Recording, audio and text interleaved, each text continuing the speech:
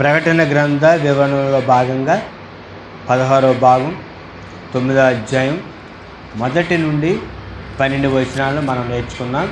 మొదటి వచనం నేను చదువుతాను, జాగ్రత్తగా మీరు వినండి. ఈ యొక్క 9వ అధ్యాయానికి మనం 1 నుండి 12 వచనాలకి మనం పెట్టుకున్నటువంటి పేరు ఏంటంటే అగాధం తెరవబడినప్పుడు ఏం జరిగింది, అగాధం తెరిచినప్పుడు ఏం జరిగింది.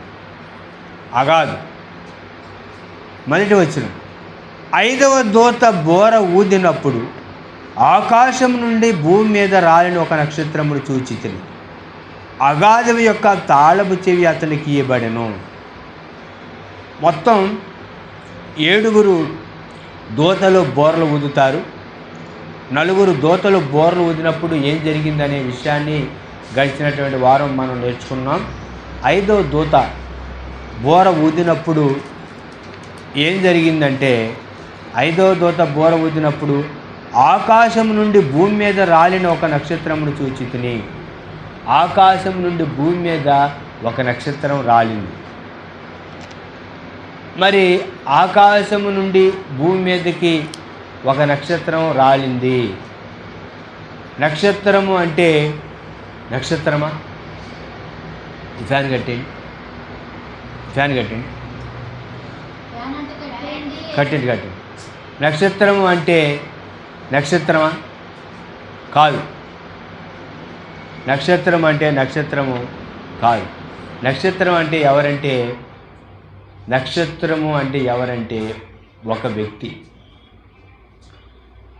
యేసుక్రీస్తు ప్రభువారి గురించి ఏమని రాయబడిందంటే, యాకోబులో నక్షత్రము ఉదయించును అని రాయబడింది. యాకోబులో నక్షత్రం ఉదయించడం అంటే యేసుక్రీస్తు ప్రభువారు యాకోబు యొక్క సంతానంలో జన్మిస్తారు అని. అపవాది గురించి కూడా ఒక మాట రాయబడింది, తేజో నక్షత్రమా వేకువ చుక్క అని. మరి ఇక్కడ ఉన్నటువంటి ఈ నక్షత్రం ఎవరంటే అపవాది. అగాధం యొక్క తాళపు చెవి అతనికి ఇవ్వబడెను. అపవాదికి దేవుడు అధికారం ఇచ్చాడు. అగాధం యొక్క తాళపు చెవి. అపవాదికి అధికారం ఉంది, కానీ సర్వాధికారి యేసుక్రీస్తు ప్రభు. ఆ విషయాన్ని మనం గమనించాలి. ఇక్కడ తాళం చేయి అతనికి ఇవ్వబడెను. తాళం చేయి దేని గుర్తుగా ఉందంటే అధికారం గుర్తుగా ఉంది. కుటుంబంలో కూడా చూడండి, కుటుంబంలో ఇంటి యొక్క పెద్ద ఆయన దగ్గర యజమాని, లేకపోతే యజమానురాల దగ్గర ఏముంటాయి? తాళం చేతులు ఉంటాయి. బీరువా తాళం చేతులు ఎవరి దగ్గర ఉంటాయి? యజమానురాలు లేకపోతే యజమాని. అంటే అధికారము. 2వ వచనం, అతడు అగాధము తెరవగా పెద్ద కొలిమిలో నుండి లేచి పొగ వంటి పొగ అగాధంలో నుండి లేచాను. ఆ అగాధములోని పొగ చేత సూర్యుని వాయుమండలమును చీకటి కమ్మెను. అతడు ఏం తెరిచాడయ్యా అంటే అగాధం తెరిచాడంట. అగాధము అంటే దాని అర్థం ఏంటంటే హెడెస్, మృతుల స్థలం. అర్థమైందంటారా? మృతుల లోకం. 1 కొరింథీ పత్రిక 1వ అధ్యాయం 22వ వచనంలో యేసుక్రీస్తు ప్రభువారు ఈ యొక్క మృతుల లోకానికి వెళ్ళి అక్కడ ఉన్నటువంటి మరి పాత నిబంధన భక్తులను ఈయన ప్రభువైన యేసుక్రీస్తు వారు శిలువలో రక్తం కాల్చి ప్రాణం పెట్టి ఆయన మరణించినప్పుడు ఆ మృతుల లోకంలోకి వెళ్ళి నేను వచ్చాను, భూమి మీద రక్తం కాల్చాను, ప్రాణం పెట్టాను అని వారిని ఏం చేశాడంటే చెరగా పట్టుకొని తీసుకొచ్చాడు.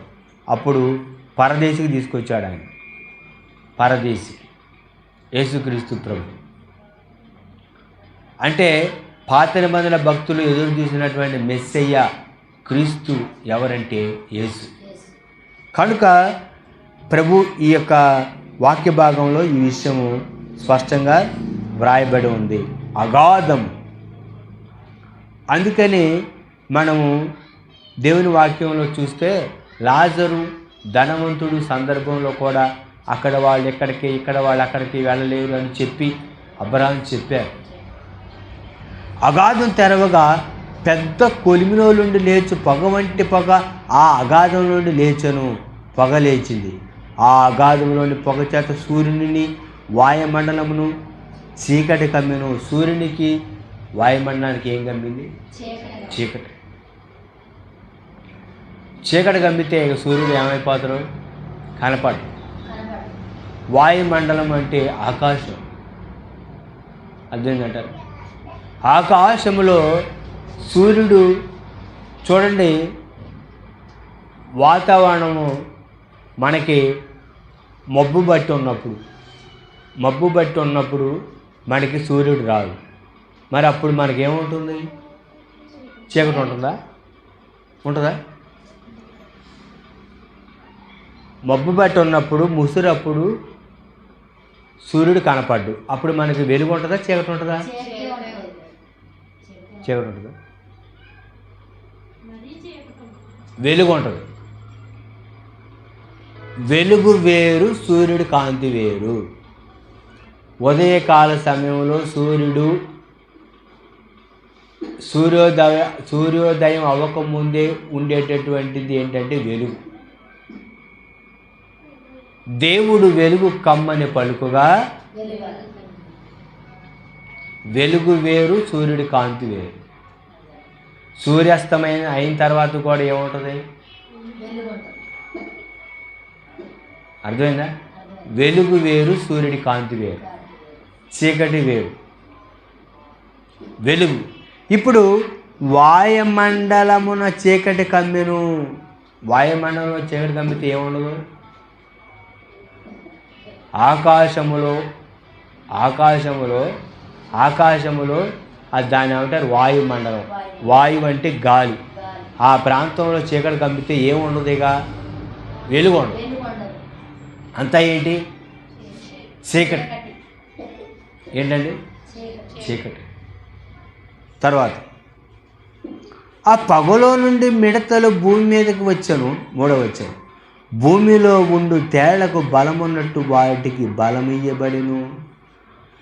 ఆ పొగలో నుండి మిడతలు భూమి మీదకి వచ్చును. ఎక్కడికి వచ్చినంటే మిడతలు? భూమి మీదకి.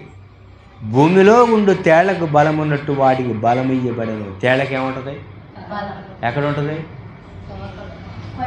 కొండం. పాముకి ఎక్కడ ఉంటుంది బలం? మనిషికి ఎక్కడ ఉంటుంది బలం?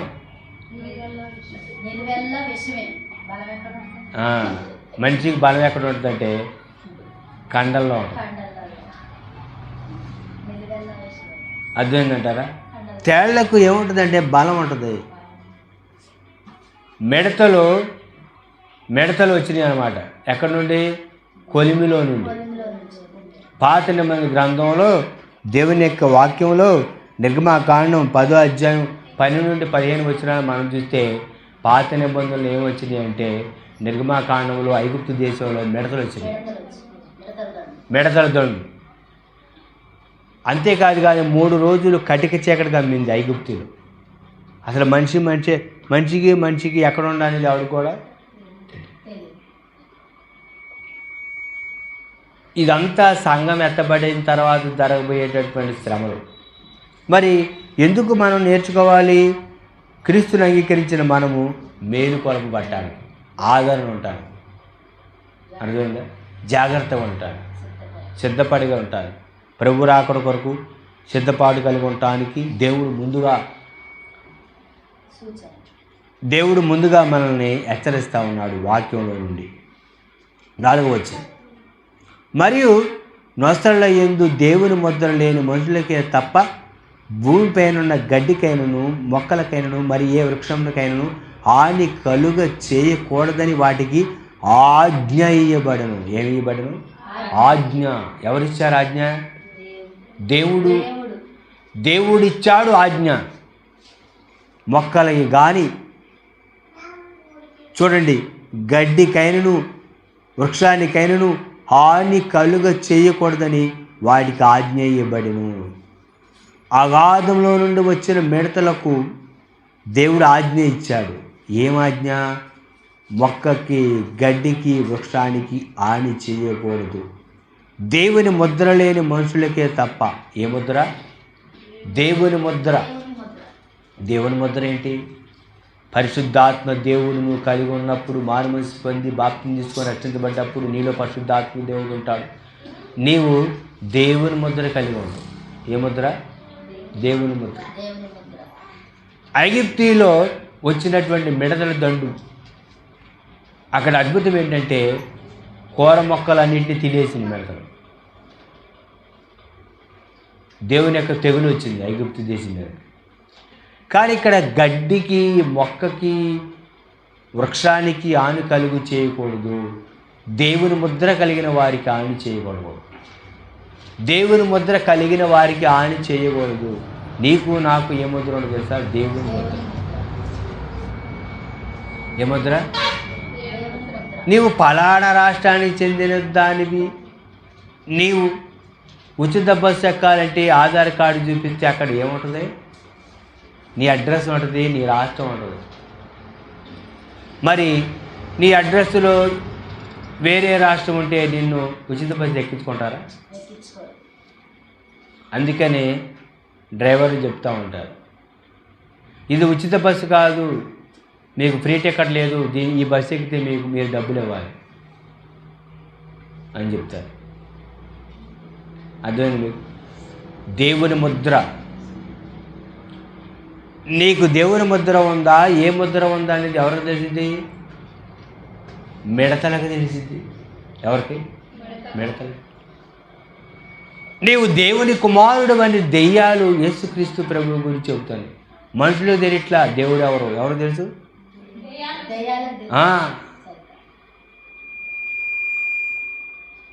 నజరేయుడైన యేసు నీ ఎవరో నాకు తెలియను, నువ్వు దేవుని పరిశుద్ధుడివి, నువ్వు మా ఊరు ఎందుకు వచ్చు, ఇక్కడికి ఎందుకు వచ్చు, నీవు మమ్మల్ని శోధించడానికి వచ్చువా, ఇక్కడ నుంచి మమ్మల్ని పంపించడానికి వచ్చువా అని దెయ్యాలు అడిగింది యేసుక్రీస్తు ప్రభు.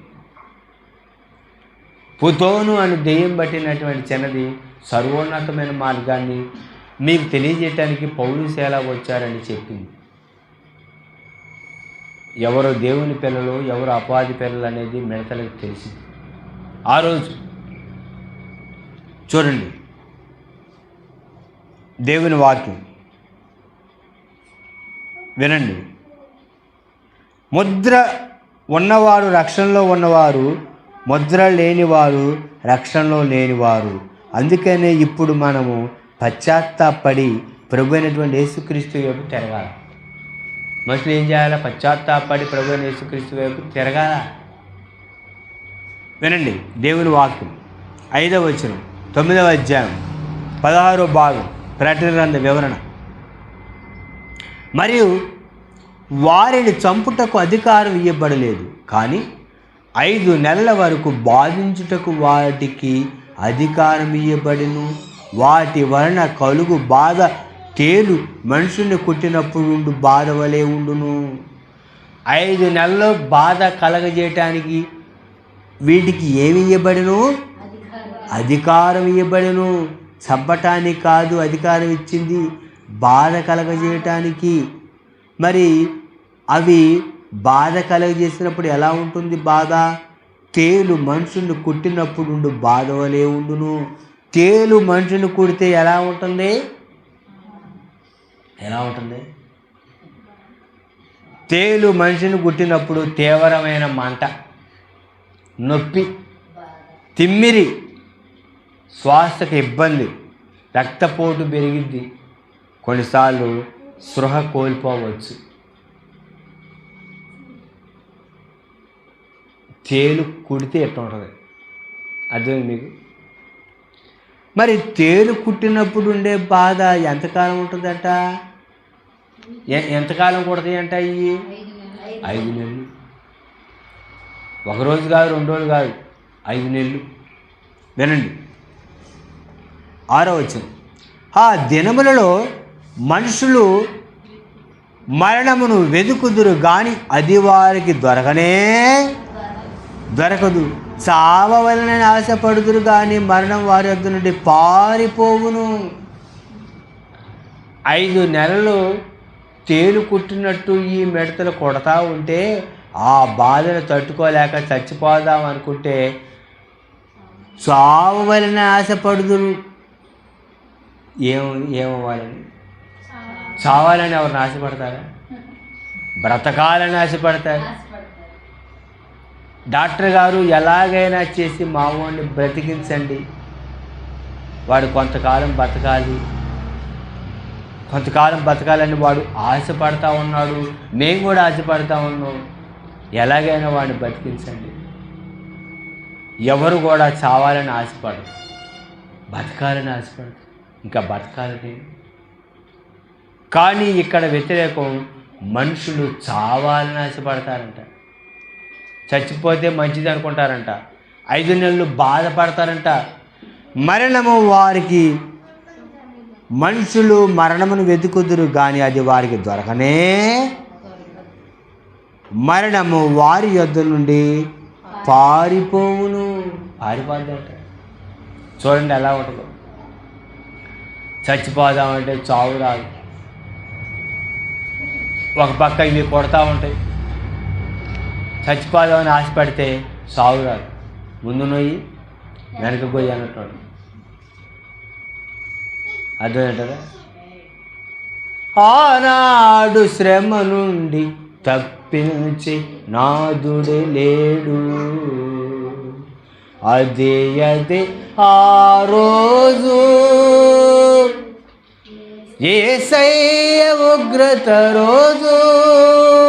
ఆ రోజు శ్రమ నుండి తప్పించే నాదుడు లేడు.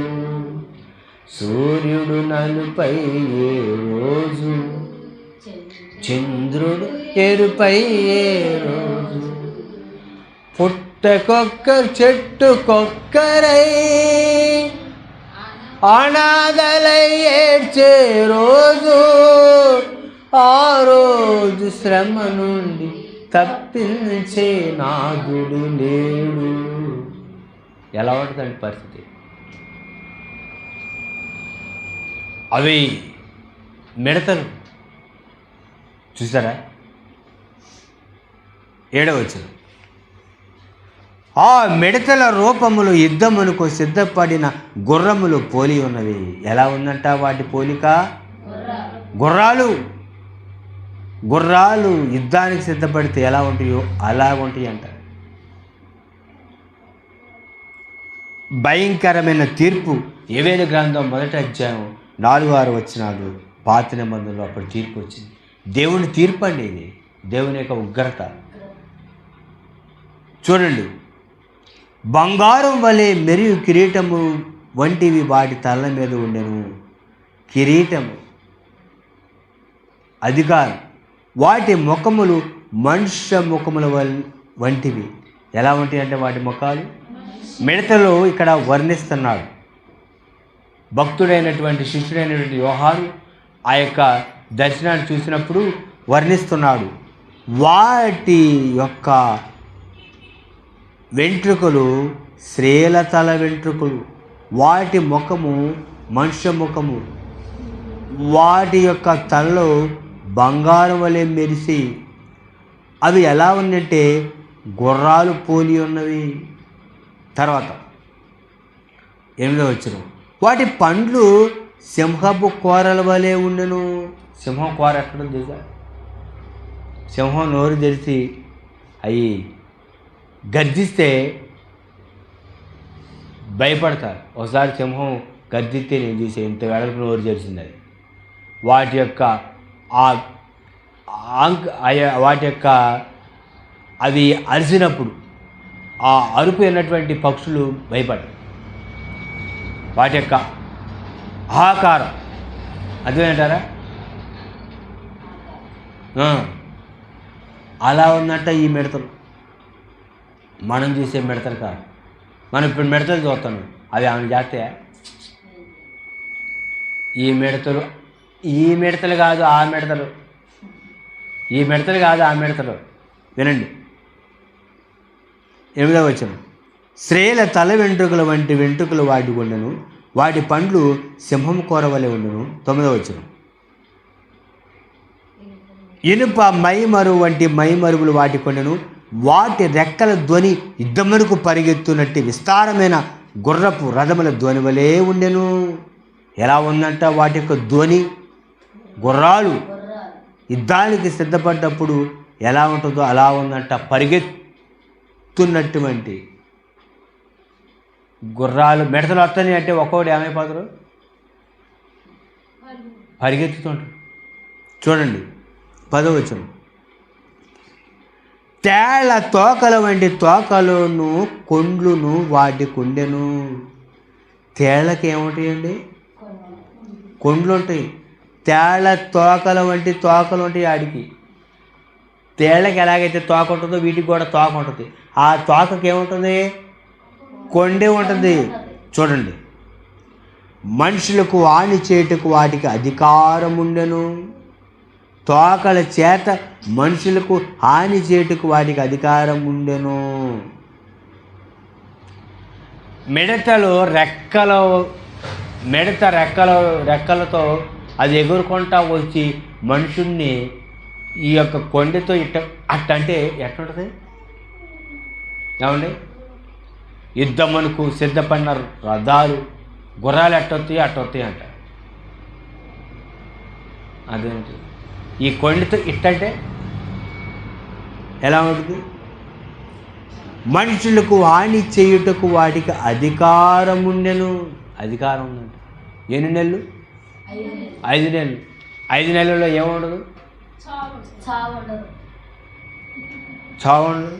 హెబ్రీ భాషలో వానికి అబోద్దని పేరు, గ్రీకు భాషలో వాని పేరు అపోలీను, అంటే నాశనం చేయవాడు.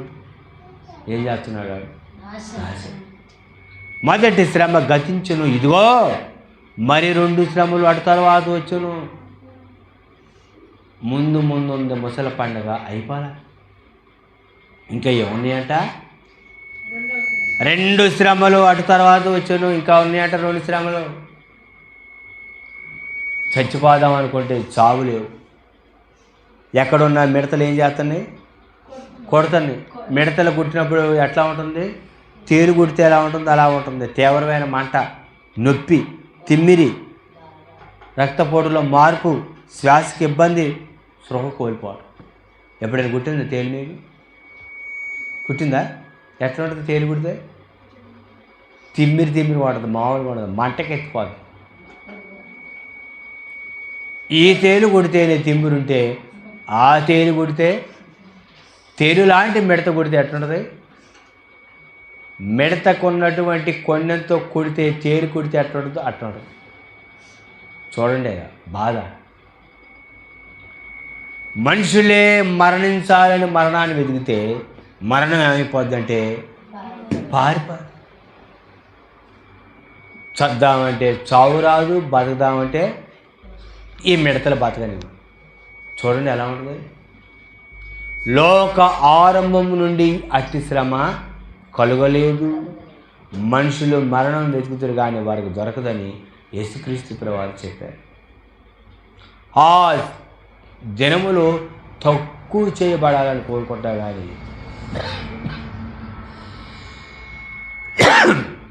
ఇప్పుడు యేసుక్రీస్తుని సొంత రక్షణ అంగీకరించండి అంటే చెప్పొచ్చు లేప అంట. యేసుక్రీస్తు సొంత అంగీకరించండి, పాపాలు ఒప్పుకోండి, పశ్చాత్తాపడండి అంటే ఆ రోజు ఏముండదు? సంఘం ఉండదు, బాధ. ఏమండి? ఆ బాధ పడటం మంచిదా? యేసుక్రీస్తుని అంగీకరించి ఇప్పుడు దేవుడిలో బాధ అనుమతించడం మంచిదా? ఏది మంచిది? ఏది మంచిది? విడువబడుట బహుఘోరం. ఏంటండి విడువబడితే ఏంటి? మామూలుగా ఉండదు పరిస్థితి, మామూలు బాధ కాదండి. అసలు అడుమించినోడికి తెలిసింది ఆ బాధ. అర్థమైందంటారు? అపవాది చేత దేవుడు పంపిన ఈ మిడతదండు నుంచి బాధ వర్ణాతీతం. ఎందుకు యేసుక్రీస్తు ప్రభువుని సొంత రక్షణ అంగీకరించలేదు? నా మూర్ఖత్వాన్ని బట్టే కదా నేను అంగీకరించలేదని బాధపడతారు. ఆనాడు నోవాహు గారు ఓడ కట్టినప్పుడు ఓడలోనే వెళ్లకుండా ఓడను అంటుకొని ఎంతమంది చచ్చిపోయారు, లోకంలో ఎంతమంది నీడల్లో చనిపోయారు. ఈనాడు సువార్త ప్రకటించబడుతుంది, యేసుక్రీస్తుని అంగీకరించని చెబుతూ ఉంటే వినట్లా. రాబోతుంది, రాబో ఉగ్రతను తప్పించుటకు మీకు బుద్ధి చెప్పువాడు ఎవడు? ఇప్పుడే గొడ్డల చెట్ల వేర ఉంచబడి ఉన్నది, ఫలింపని ప్రతి చెట్టు నరకబడి అగ్నిలో వేయబడును. మారు మనసుకు తగిన ఫలములు ఫలించండి. ప్రార్థన చేయండి అమ్మా అంటే, బైబిల్ చదవండి అమ్మా అంటే, దేవుణ్ణి ఆరాధించండి అమ్మా అంటే ఆరాధన. ప్రార్థన చేయండి, బైబిల్ చదవరు, దేవుణ్ణి ఆరాధించరు. ఏం చేస్తారు? ముచ్చట్లు పెట్టండి అమ్మా అంటే పెడతారు. దేవుడు నీకు ఇచ్చిన 24 గంటల టైంలో ఏం చేస్తున్నావు నువ్వు? 8 గంటలు నిద్రపోతావు, 8 గంటలు పని చేసుకుంటావు. మరి మిగతా 4 గంటలు, 8 గంటలు నిద్ర, 8 గంటల పని, ఇంకొక 8 గంటలు ఉంటాయండి. ఇంకా 8 గంటలు నిద్ర, 8 గంటలు పని పోతే ఎన్ని గంటలు ఉంటాయి? ఎన్ని ఉంటాయండి? రోజుకి ఎన్ని గంటలు? 8 గంటలు. స్నానం చేయడానికి, అన్నం తినడానికి, ఆ పనికి ఈ పనికి ఒక 4 గంటలు తీసి ఇంకెన్ని గంటలు ఉంటాయి? పొద్దున పూట 2, 4 సాయంత్రం పూట 2. మరి ఏం చేస్తాడు 4 గంటలు? దేవుడిగా తెలియాలి, నీకే తెలియాలి. రాబోతుంది దేవుడి ఉగ్రత. అదేంటారా? జాగ్రత్త, బీ కేర్ఫుల్, బీ అలర్ట్. సిద్ధపడదాం, దేవుని సన్నిధిలో మేలుకొల్పబడదాం వాక్యం ద్వారా. అట్టి కృప ప్రభు మనకు అనుగ్రహించును గాక. వచ్చే వారం 6వ దూత బోర ఊదినప్పుడు ఏం జరిగిందనేది నేర్చుకుందాం. అంతవరకు ప్రభు కృపతోడు నడిపించును గాక. తల వంచండి, కళ్ళు మూసుకోండి, ప్రార్థన చేసుకుందాం.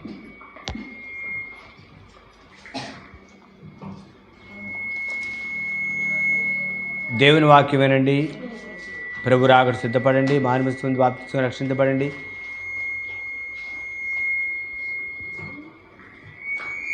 అంతవరకు ప్రభు కృప తోడే నడిపించును గాక.